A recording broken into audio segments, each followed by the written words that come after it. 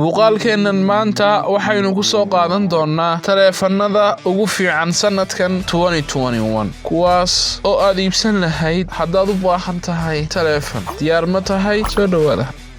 soo dhawaada saaxiibayaal, waxaan filayaa inaad fiican tihiin. maanta sidaynu soo xusnay muuqaalkeennu waxa uu ku saabsanaan doonaa taleefannada ugu fiican 360 cisho ee aynu soo dhaafnay ama sanadkan aynu ku jirno gabagabadiisa. waxayna ku soo qaadan doonaa taleefannada ugu fiican dhanka kaamarada, dhanka performance-ga iyo dhanka display-ga. sidoo kale waxaynu ku soo qaadan doonaa taleefannada qiimayaashooda kala duwan, tusaale ahaan taleefannada kuwa dhexe iyo kuwa qaaliga ah. diyaar ma tahay? si toos ah aynu bilaabano muuqaalkeenna haddaba. soo dhawaada mar kale saaxiibayaal, aynu ka bilowno haddaba taleefannada ay soo saartay shirkadda Samsung. sidaynu naqaano, shirkadda Samsung waxay soo saartaa taleefanno aad u fara badan sanad kaste oo ka badan 100 model oo kala duwan, balse waxaynu ka soo qaadan doonaa taleefannada aynu isleenahay waa kuwa ugu fiican marka laga eego dhinac kaste. waxayna ka bilaabi doonaa taleefka koowaad oo ah Samsung S21 Ultra. taleefankan S21 Ultra waxaynu odhan karnaa waa taleefannada ugu fiican dhanka design-ka iyo dhanka quality-ga ama tayada taleefan. wuxuuna soo baxay horaantii sanadkan aynu ku jirno. taleefankan waxa uu kaga duwan yahay taleefannada kale, waxa uu leeyahay design kaamaradeed. sidoo kale taleefankan waxa uu duubi karaa muuqaalo 8K ah. display-ga taleefankani waa mid aad u fiican. bayterigiisa sidoo kale taleefankan aad ayuu u fiican yahay oo waa 5000 mAh, waana fast charger. sidoo kale raamka taleefankani waa 16GB RAM, waana 108 megapixel kamarad. chipsetka ku jira taleefankani waa Exynos 2100, waxaana jira muuqaal aynu ka samaynay taleefankan. waxaad ka helaysaa linkiga description-ka, ka daawo halkaas si aad uga ogaato waxyaabo fara badan. sidoo kale waxaa xusid mudan taleefankan S21 Ultra labada taleefan ee kula jiray liiska oo ah S21 iyo S21 Plus oo ah taleefannada ka hooseeya taleefanka Ultra-ga. taleefannadaasina waa kuwa fiican oo qiimahooguna ay jaban yihiin. taleefanka xiga ee ay soo saartay shirkadda Samsung aynu odhan karno waa taleefannada ugu fiican sanadkan waa A52. taleefankani waa taleefan cajiib ah, qiimihiisu aad ayaa u jaban yahay, balse waxa haddana uu yahay taleefan aad u fiican dhanka quality-giisa. taleefankani waxa uu leeyahay 64 megapixel main camera, waxaana weheliya intaa 8GB RAM. chipsetka ku jira taleefankanna waa Snapdragon 750. bayterigiisa ayaa mid aad u fiican oo 4500 mAh, waxaana jira muuqaal dhammaystiran oo aynu ka samaynay taleefankan. haddaad jeceshahay waxaad ka helaysaa linkiga description-ka. taleefankan A52 waxa uu leeyahay modelis fara badan. modelka ugu fiicanna waa A52 5G. aynu u nimaadno taleefanka xiga ee ay soo saartay shirkadda Samsung, waana taleefanka A72. taleefankan waa taleefan qiimo dhexe ah, kaas oo soo baxay horaantii sanadkan 2021. taleefankan A72 waxaynu odhan karnaa waa mid ka mida taleefannada ugu fiican ee serious-ka. wuxuuna leeyahay 64 megapixel oo kaamarada muhiimka ah. bayterigiisa ayaa mid aad u weyn taleefankan oo waxa uu leeyahay bayteri gaaraya awoodii 500 mAh. raamkiisuna sidoo kale taleefankan waa 8GB. cabirka shaashadiisa ayaa lagu qiyaasaa taleefankan 6.7 inch. waxaana jira muuqaal aynu ka samaynay taleefankan oo ku jira kanalka ama linkiga waxaad ka helaysaa description-ka oo waxaad ka soo daawan kartaa halka. haddaba taleefankan A52 waa taleefanka ugu fiican haddaad u baahan tahay taleefannada ee serious-ka. aynu u nimaadno taleefannada shirkadda Apple. iPhone 13 Pro Max waa taleefanka ugu fiican ee ay soo saartay shirkadda Apple sanadkan. taleefankan dhanka design-ka waxa uu kala mid yahay taleefannadii ka horreeyay ee iPhone 12, balse waxa uu kaga duwan yahay dhanka sare ama notch-ka. taleefankan ayaa waxa uu ka yar yahay taleefannadii hore. sidoo kale taleefankan waxa uu kaga duwan yahay taleefannadii hore, waxa uu leeyahay ProMotion. display-ga waa isaga mid, dhanka kamaradana waa isaga mid balse waxay ku kala duwan yihiin waxa uu leeyahay taleefankan iPhone 13 Pro Max features cusub tusaale ahaan featureka cinema mode ama cinematic mode kaas oo ah feature ku ogolaanaya inaad kantarosho focuska muuqaalkaaga amaba blurka featurekan oo ah feature aysan lahayn dhammaan taleefanada balse ah feature aad u muhiim ah taleefankan iPhone 13 waxa uu leeyahay display ama shaashad weyn oo gaadhaya cabirkeedu 6.7 inch waana taleefanka ugu shaashad weyn taleefanada ay soo saartay shirkadda Apple sidoo kale waxa uu leeyahay battery aad u fiican waana mid ka mid ah taleefanada ugu batteriyada fiican waxaana uu helisay inta kamarad 12 megapixel ah balse aad u fiican oo duubaysa muuqaal cabirkeedu gaadhayaan 8K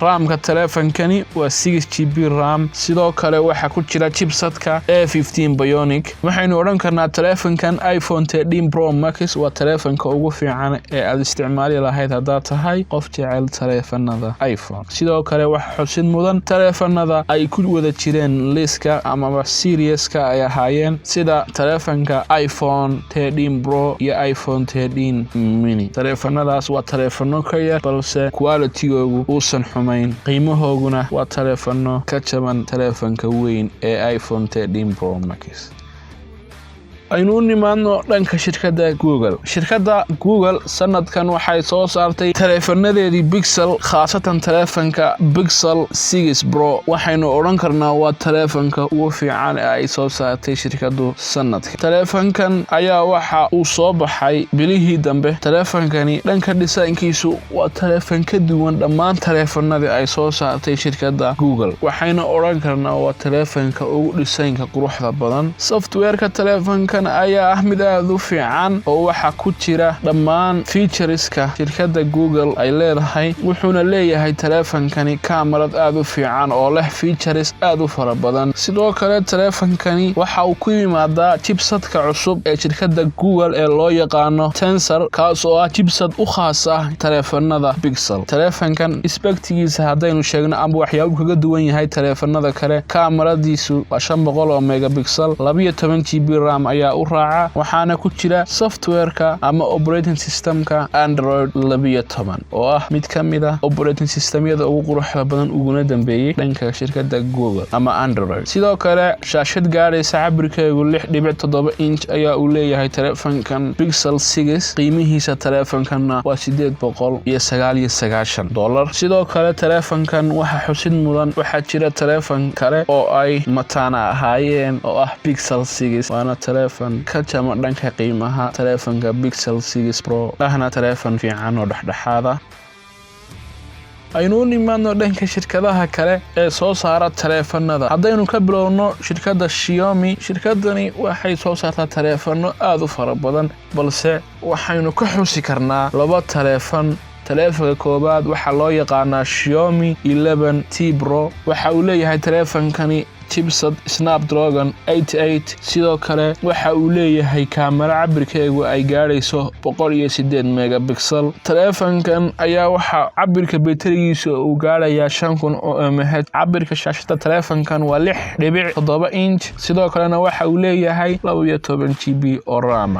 taleefankan Xiaomi 11T Pro qiimihiisu waa qiimo hoose waxaana uu leeyahay taleefankani software cajiib taleefanka xiga ee shirkadda Xiaomi ay soo saartay aynu oran karno waa kan ugu fiican isaguna waa taleefanka Xiaomi Mi 11 Ultra taleefankani waa mid ka mid ah taleefanada ugu wacan uguna fiican balse ma aha taleefan dadka inta badan ay yaqaanaan taleefankan ayaa waxa uu leeyahay kamarad aad u weyn taas oo cabirkeedu gaadhayo 1 inch waxaana uu leeyahay display labaad ama shaashad labaad oo ku taala dhanka kamarada taas ayaana ah sababta ka dhigtay taleefankan mid cabirka kamaradiisu ay weyn tahay refresh rate-ka taleefankan waxa uu gaadhayaa 120 Hz cabirka iftiinka shaashada taleefankan waxa weeye 700 oo nit taleefankan Xiaomi Mi 11 Ultra waa taleefan aad u wanaagsan runtii sidoo kale waxaa xusid mudan taleefanka ay soo saartay shirkadda Sony oo la yiraahdo Sony Xperia Pro. taleefankan waxa uu leeyahay 12 megapixel kamarad, waxaana uu leeyahay kamera sensor aad u weyn oo cabirkiisu gaarayo 1 inch, balse waxaynu oran karnaa waa taleefan la tartami kara kamaradaha qaar. sidoo kale waxa uu heliyay inta 12 GB oo RAM ah, inkasta oo taleefankan uu leeyahay kamarad aad u fiican, balse dhanka software-ka ayaa uu ku liitaa taleefankan oo dhanka UI-giisa ama user interface-kiisa ma qurux badna. haddaad tahay photographer ama videographer, taleefankan Sony Xperia Pro waa taleefanada ugu fiican ee isticmaali lahayd. aynu u nimaadno taleefan kale oo cajiiba balse dad badan aysan aqoon, Vivo X7 Pro, kaas oo leh design aad u qurux badan oo cajiiba, sidoo kalena ay u heliso awood iyo kamera fiican. sidoo kalena waxa uu leeyahay taleefankani hardware iyo software aad u wanaagsan. intaa waxa dheer, taleefankan Vivo X7 Pro waxa uu leeyahay chipset Snapdragon 888. dhanka RAM-ka taleefankanina waa 12 GB RAM. cabirka shaashada taleefankani waa 6.8 inch, waana AMOLED display, wuxuuna leeyahay refresh rate gaaraya 120 Hz. 50 megapixel oo kamarad muhiimka ah ama main kamarada ayaa uu leeyahay taleefankani. dhinac kastana taleefankan waxaynu oran karnaa waa uu ka dhameystiran yahay.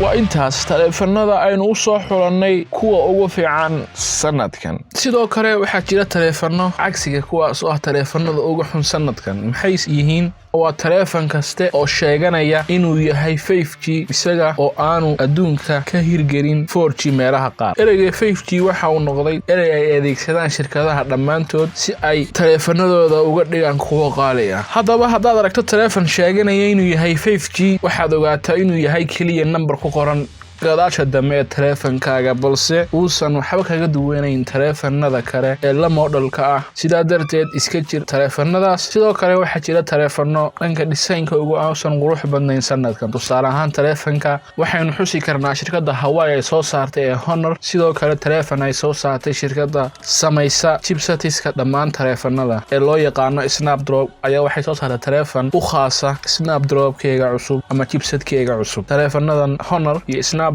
dhanka designkooga ayaan qurux badnayn, balse dhanka software-ka waa taleefano aad u fiican. waa intaas. waxaan filayaa inaad wax badan ka fahanteen muuqaalkan. haddaad ku cusub tahay kanalka, fadlan subscribe dheh. waa anigu Khalid Cabdiraxmaan iyo halkan waa Somali Pro oo idin leh nabaday.